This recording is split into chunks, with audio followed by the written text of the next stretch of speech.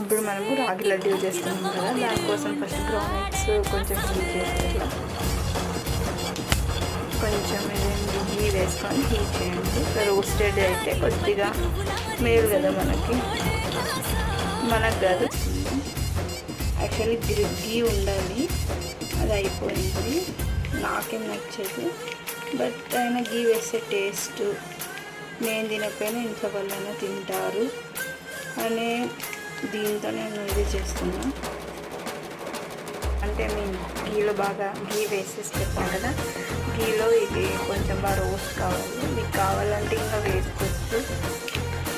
నేనైతే ఇంకా వచ్చి పాకం ఇక్కడ గ్రౌండ్నట్ పేస్ట్ చేసుకుంటే మీతో వేసేసేసి ఆ పాకం పోసేస్తున్నాను ఆల్రెడీ. ఇప్పుడు మిక్స్ చేస్తూ